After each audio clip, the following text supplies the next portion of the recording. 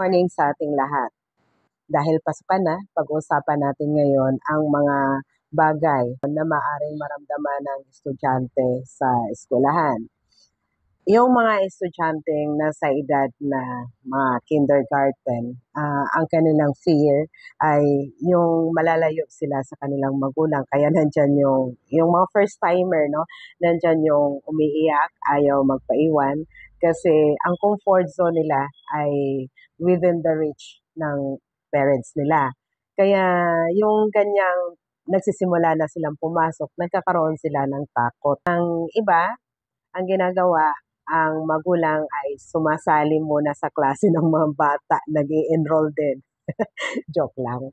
So yun, nag-stay muna si mami ng siguro mga 1 week or 3 days inside the classroom para lang mapanatag ang kalooban ng kanyang anak.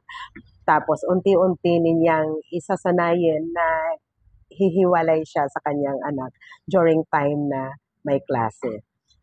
Then, ang bata, kasi mabilis naman makakope up, ayan, unti-unti na siyang nasasanay na nagkakaroon siya, na meron na siyang mga peers inside the classroom, na enjoy na niya ang samahan ng kanyang mga kaklase with their teacher. So, doon na nagsisimula ang socialization ng ating mga anak sa kindergarten. So, yun mga mommies, no, huwag kayong matakot na sanayin natin ang ating mga anak na unti-unti nating iwanan sa classroom. Kasi ang anak lang ang naka-enroll, hindi po yung mga nanay. So, yun. Maganda rin na maaga matutunan ng ating mga anak yung pagiging independent. Kasi hindi naman palagi sa lahat ng oras, lagi tayo nasa tabi nila. So, pag mas maaga nilang natututunan ang pagiging independent, mas maaga silang nagmamature.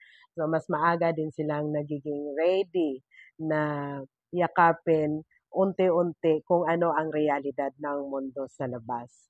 So, ganun lang this time. Good morning and maraming salamat sa mga tagapakinig.